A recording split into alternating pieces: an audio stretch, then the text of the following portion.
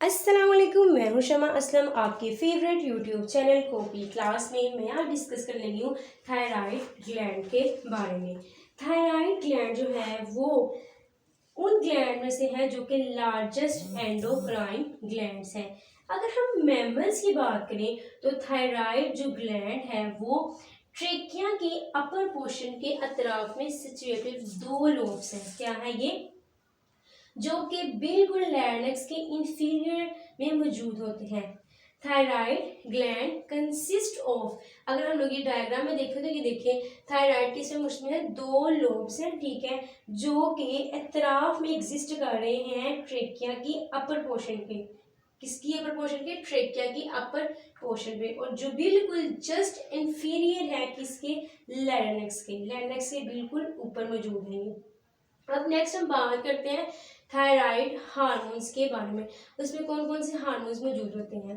सबसे पहले मैं बात करने लगी हूँ थायरोक्सिन, जिसको हम लोग टेट्रा आयोडोथेरोनाइन या फिर T4 का नाम देते हैं। सेकंड इज दी ट्राई आयोडोथेरोनाइन यानी कि T3।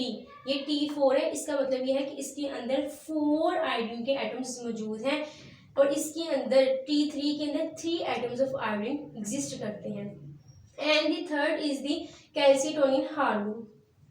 ये थायराइड जो है ना वो एक्टिव होता है कॉन्टिन्यूसली, लेकिन इसकी हायर लेवल उस वक्त सीक्रेट होता है जब रैपिड ग्रोथ हो रही होती है, सेक्सुअल मेचुरेशन हो रही होती है और स्ट्रेस सिचुएशन में ये सबसे ज़्यादा जो है वो इसकी सीक्रेशन होती है।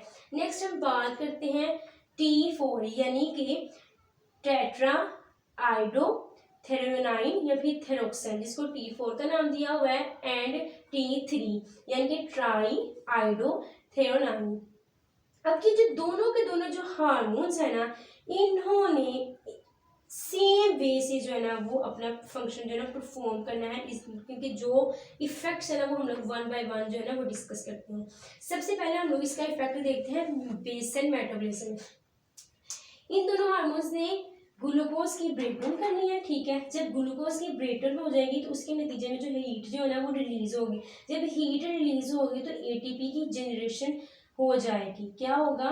First of all breakdown of glucose and then release होगी हीट, और उस हीट जब रिलीज होगी और उसके बाद जो क्या होगी एटीपी की जनरेशन होगी। इस तरह से बेसल मेटाबॉलिज्म में ये दोनों जो है वो अपना अहम किरदार अदा करते हैं। नेक्स्ट बात करते हैं इसका जो इफेक्ट है ग्रोथ के ऊपर। इन्होंने सोमैटोट्रोफिन के साथ मिल के ना ग्रोथ में भी अपना अहम किरदार अदा करना है। नेक्स्ट ब्रेन सेल्स में इन्होंने डायरेक्टली एक्ट करना है ताकि डिफ्रेंसिएशन के प्रोसेस में हेल्प आउट हो सके। मेटामॉर्फोसिस, या अगर एम्फीबियंस की बात करें ना तो इन्होंने मेटामॉर्फोसिस की जो प्रोसेस है ना उसके ऊपर इफेक्ट करना है, उसके ऊपर अपना इसरार मुरतब करना है। The effect the process of Metamorphosis, अगर तो थायराइड की जो सीक्रेशन है उसमें कमी आ जाए, किसमें? थायराइड की सीक्रेशन में डेफिशिएंसी हो जाए, जो टैडपोल लार्वा है ना फ्रॉग का, वो मेटामॉर्फोसिस नहीं करता बल्कि डेवलप हो जाता है फ्रॉग के अंदर। tadpole larva of frog does not metamorphose to develop into frog। इसकी बजाय जो है ना वो ग्रो करता है लार्ज साइज जो है ना टैडपोल के अंदर,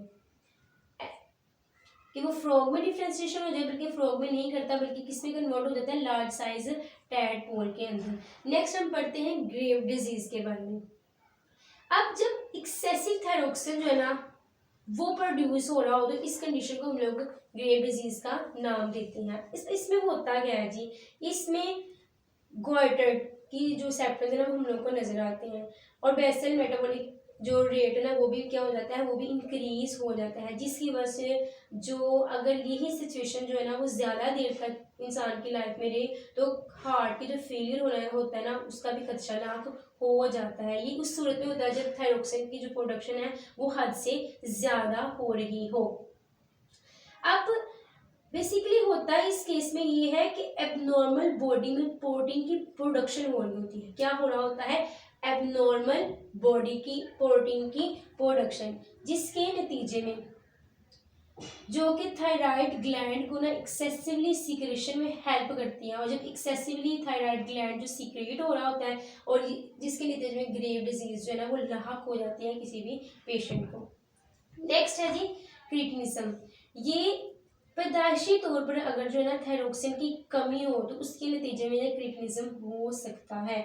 अब ये जो ऐसे जानदार होते हैं, ये ऐसे इंडिविजुअल्स होते हैं जो कि नॉर्मली जो है ना वो इनकी डेवलपमेंट नहीं होती, इनका कद छोटा होता है, इनके बहुत कम बाल होते हैं, ठीक है, मोटे और पीली खाल होती है, और इनकी जो मेंटल जो इसकी नशुमा होती है ना, मेंटली रिटार्डमेंट होती है, इनकी अच्छे तरीके से नशुमा भी नहीं हो सकती और ना ही ये सेक्चुअली को सही तरीके से डेवलप कर सकते हैं। इन सारी चीज़ों से हम लोग को ये इंपॉर्टेंस नजर आ सकती है कि थायराइड ग्लैंड की कितनी ज़्यादा इंपॉर्टेंस है अगर ये जो है ना ऑप्टिमम रेंज के अंदर किसी भी जानवर के अंदर ये रिलीज होता है। नेक्स्ट हम पढ़ते हैं माइक्सोडीमा के बारे में। इसके बारे में माइक्सोडीमा के बारे में इसके नतीजे में फेस और बॉडी में जो होती है ना वो स्वेलिंग हो जाती है। क्या हो जाती है? स्वेलिंग हो जाती है। जब लाइफ के लेटर स्टेजेस के ऊपर थायराइड हार्मोन्स की कमी हम लोग को महसूस होती है किसी भी पेशेंट में, तो उसमें जो है ना वो माइक्सोडीमा की जो है ना सिम्टम्स पाए जाते हैं। इसकी रीज़न क्या होती है? इसकी रीज़न ये होती है कि डाइट में जो आयोडीन की कमी है ना वो महसूस हो रही होती है, जिसके नतीजे में नेक के अंदर स्वेलिंग हो जाती है, इनके गोइटर पैदा हो जाता है। Deficiency of thyroid hormones later in life due to iodine shortage. किसकी वजह से? आयोडीन की शॉर्टेज की वजह से, जिसके नतीजे में नेक के अंदर स्वेलिंग पैदा हो जाती है। अब नेक्स्ट क्या होता है जी? एक्सेस फैट हो जाती है। क्या हो जाती है? It may lead to laying down of excess fat and the weight is increased. जब एक्सेस फैट आ जाती है तो वेट क्या ऑटोमेटिकली क्या हो जाता है? इंक्रीज हो जाता है। तो इस कंडीशन को हम लोग माइक्सोडीमा का नाम लेते हैं। किसका नाम लेते हैं? माइक्सोडीमा का नाम लेते हैं। अब माइक्सोडीमा की वजह से छोटे और नरम हाथ जो होते हैं ना वो किसी भी पेशेंट में हम लोग फील कर सकते हैं। All bodily and mental processes are retard. कोई भी मेंटल जो प्रोसेस है ना वो अच्छे तरीके से परफॉर्म नहीं होता, ठीक है। अगर तो थायरोक्सिन की जो है ना एक्सेस अमाउंट रिलीज हो रही होती है उसकी वजह से ग्रेव डिजीज हो सकती है, ठीक है।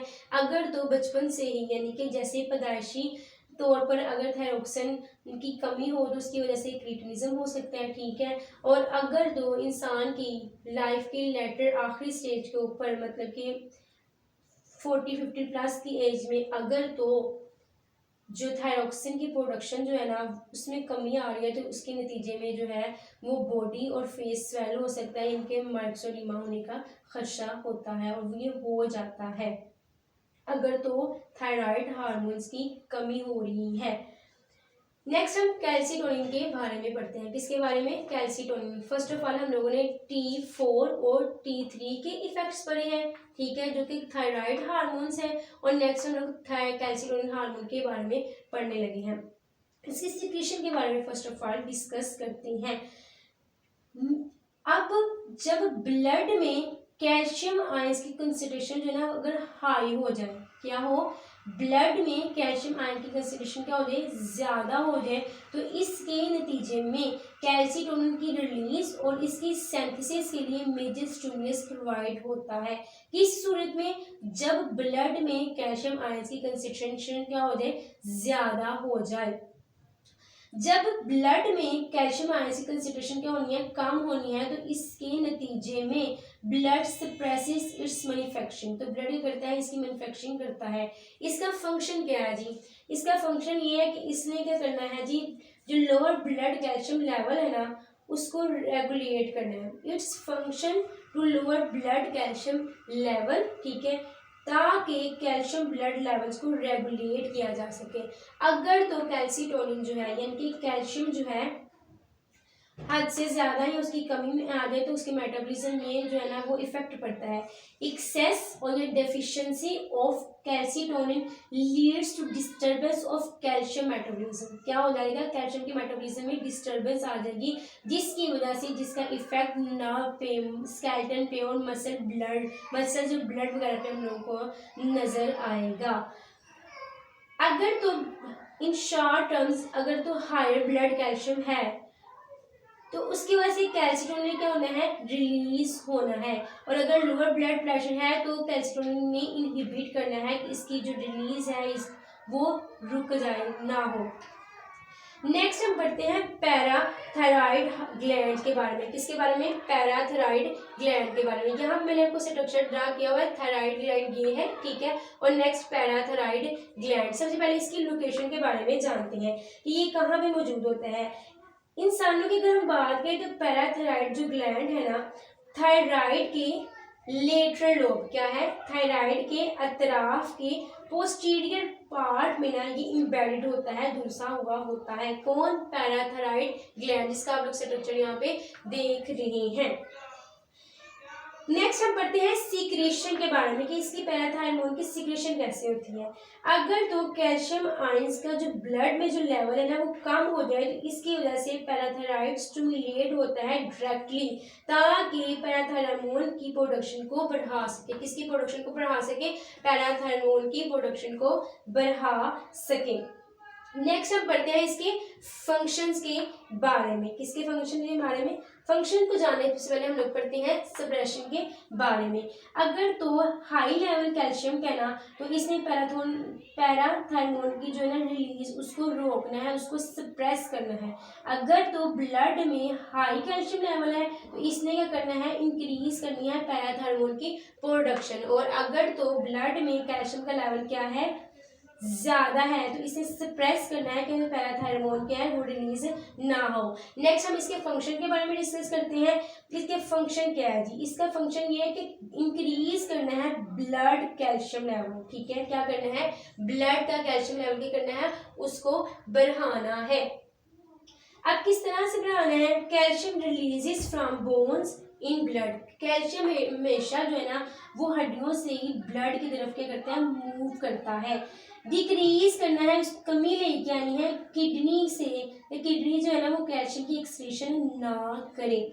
कैल्शियम हम लोग इंटेस्टाइन से लेते हैं। कैल्शियम कहाँ से लिया जाता है, अपटेक बाय इंटेस्टाइन, ताकि ये ब्लड कैल्शियम लेवल को रेगुलेट कर सके। ये किसके फंक्शंस मैंने बताए हैं, ये मैंने फंक्शंस बताए हैं पैराथायराइड हार्मोन के, ठीक है। कैल्शियम जो रिलीज करना है from bones in blood, decrease करना है calcium secretion bye kidney, kidney की मदद से कैल्शियम की सीक्रेशन में कमी लेके आनी है। क्या लेके आनी है, कमी लेके आनी है। इंटेस्टाइन से कैल्शियम को लिया जाता है ताकि ये रेगुलेट कर सके ब्लड कैल्शियम लेवल को। अगर तो इसकी जो है ना वो सही तरीके से जो प्रोडक्शन ना हो रही हो, क्या हो रहा हो, लो लेवल में इसकी प्रोडक्शन हो रही हो, तो जिसकी वजह से ब्लड कैल्शियम आयंस में कमी आती है। और जब इसमें कमी आती है तो मस्कुलर टाइटनिंग होने का खदशा होता है।